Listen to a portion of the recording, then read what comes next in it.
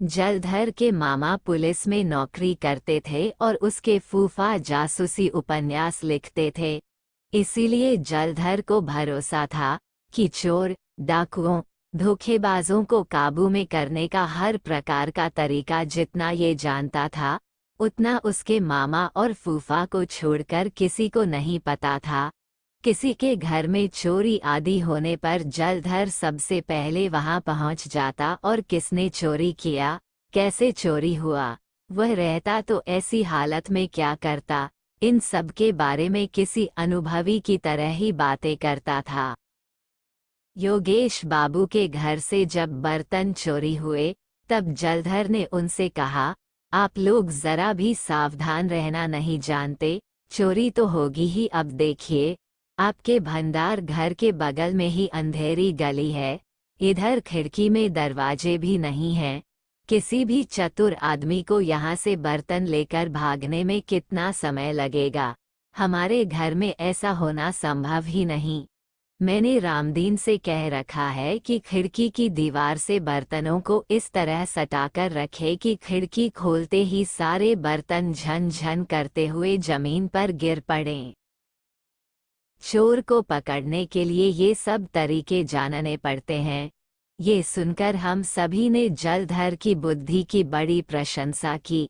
लेकिन दूसरे ही दिन जब सुना कि उसी रात को जलधर के घर में बहुत बड़ी चोरी हो गई है, तब लगा कि उसका एक दिन पहले ही अपने बारे में इतनी डींगे हाँकना ठीक नहीं था।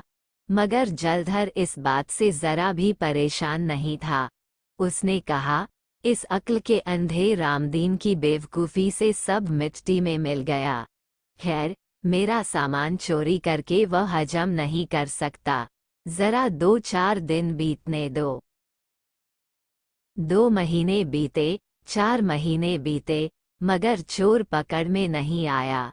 चोर के उपद्रव की बात सभी भूल ही चुके थे।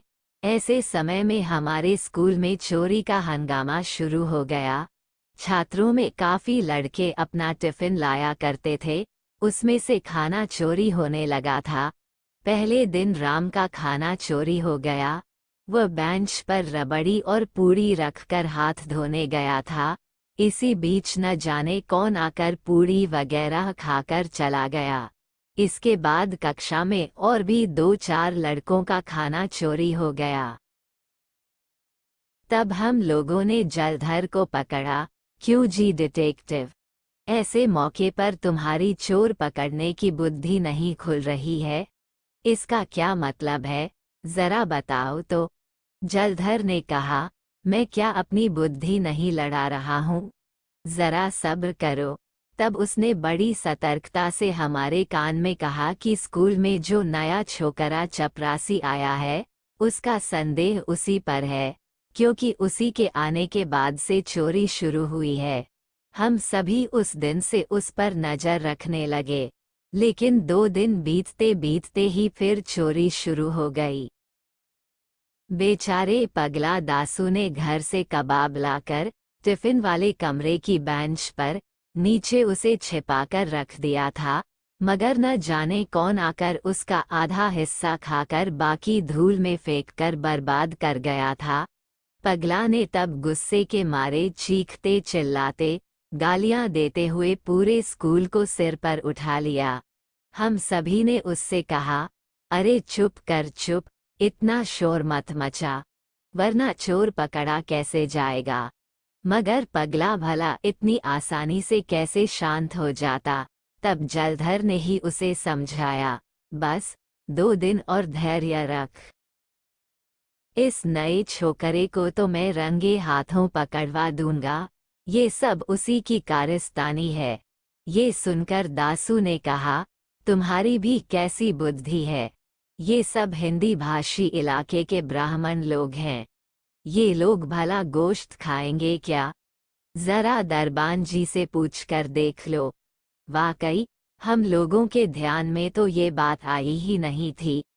छोकरा तो कई दिनों से अपने हाथ से रोटी पकाकर खा रहा था, मगर एक दिन भी उसे मांस मच्छी खाते नहीं देखा। दासू चाहे पगला हो या कुछ और हो, उसकी यह बात सभी को माननी पड़ी। मगर जलधर घबराने वाला लड़का नहीं था। उसने मुस्कुराते हुए कहा, मैंने जानबूझकर तुम सबको गलत कहा था। अरे, चोर जब तक पकड़ा नहीं जाता तब तक उसके बारे में कभी कुछ नहीं कहना चाहिए। कोई भी पक्का जासूस ऐसा नहीं करता। मैं मन ही मन जिसे चोर समझता हूँ उसे मैं जानता हूँ। इसके बाद कुछ दिन हम लोग बड़े सावधान थे। 8-10 दिन चोरी बंद रही। तब जलधर ने कहा, तुम लोगों ने हो हल्ला मचाकर सारा काम बिगाड़ दिया।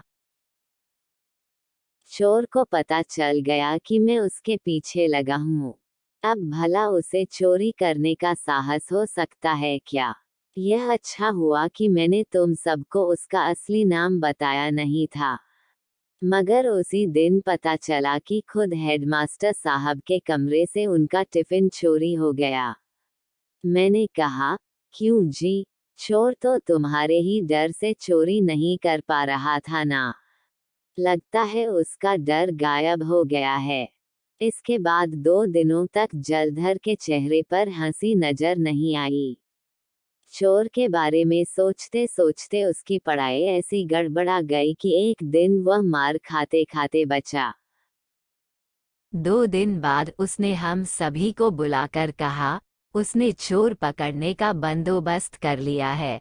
टिफिन के समय कमरे में वो एक दोने में पनीर पकौड़ी, पूड़ी और दमालू रखकर बाहर चला जाएगा। इसके बाद कोई भी उधर नहीं जाएगा। स्कूल के बाहर से छिपकर टिफिन वाले कमरे में नजर रखी जा सकती है। हम कुछ लड़के घर जाने का बहाना करके यहीं से छिपकर देखेंगे। कुछ लड़के आंगन के पश्चिमी कोने वाले कमरे में रहेंगे। इसलिए चोर भले ही किधर से आए, टिफिन वाले कमरे में घुसते ही वह पकड़ा जाएगा। उस दिन टिफिन की छुट्टी होने तक किसी का भी मन पढ़ाई में नहीं लगा। सभी सोच रहे थे कि जल्दी छुट्टी हो और फटाफट चोर पकड़ा जाए। चोर को पकड़ने के बाद उसका क्या किया जाए, इस पर भी बात होने लगी। इससे मास्टर साहब नाराज हो गए। उन्होंने न सिर्फ सभी को डांटा, बल्कि परेश और विश्वनाथ को बेंच पर खड़े होने की सजा भी दे दी। मगर समय जैसे बीत ही नहीं रहा था। टिफिन की छुट्टी होते ही जलधर अपने खाने का दोना टिफिन वाले कमरे में रख आया। जलधर, मैं और 10-12 लोग आंगन के कोने वाले कमरे में चले गए और कुछ लड़के बाहर जिमनास्टिक वाले कमरे में छिप गए। जलधर ने कहा, देखो ये चोर बेहद सयाना है और हिम्मती भी, उससे मारपीट करना ठीक नहीं होगा। वह काफी हट्टा कट्टा भी होगा। मेरा कहना है कि वह अगर इधर आए तो सभी मिलकर उस पर स्याही फेंक दें और शोर करें। इससे दरबान वगैरह सभी भागते हुए आ जाएंगे। और वह आदमी अगर भागे भी तो स्याही के चिन्ह से पकड़ा जाएगा। राम ने पूछा, वह चोर खूब तगड़ा होगा, ये कैसे कहा जा सकता है? वह राक्षस की तरह खूब खाता है, ऐसा तो नहीं लगता। वह जो कुछ भी चुराता है वो थोड़ा सा ही होता है। जलधर बोला, तुम्हारी भी कैसी बुद्धि है, राक्षस की तरह देर तक खाने से ही क्या आदमी तगड़ा हो जाता है? तब तो हमारे श्यामादास को ही सबसे तगड़ा कहना होगा। घोष के यहाँ दावत में उसे खाते हुए देखा था ना भैया। मैं जो भी कहता हूँ उसे काटने की जरूरत नहीं, और अगर तुम में वाकई हिम्मत हो तो जाकर चोर से भिड़ जाओ। हम लोग इसमें आपत्ति नहीं करेंगे। मुझे पता है ये किसी मामूली चोर का काम नहीं है, बल्कि मुझे तो यकीन है कि जिस व्यक्ति ने मेरे घर में चोरी की है वह भी उसी की ही करामात है। तभी अचानक टिफिन वाले कमरे की बाईं ओर की खिड़की थोड़ी सी खुल गई, जैसे उसे कोई भीतर से खोल रहा हो। उसके बाद सफेद जैसी कोई चीज थप से आंगन में कूदी। हमने आंखें फाड़कर देखा, वो एक मोटा ताजा बिल्ला था। उसके मुंह में जलधर की मिठाई थी। उस समय अगर जलधर के चेहरे पर किसी की नजर पड़ी होती, वो मुंह बनाए आंगन की ओर देख रहा था। हम लोगों ने उससे पूछा, क्यों भैया डिटेक्टिव, क्या इस मुस्टंडे चोर ने ही तुम्हारे यहाँ चोरी की थी? कहो तो इसे पका कर पुलिस को दे दें।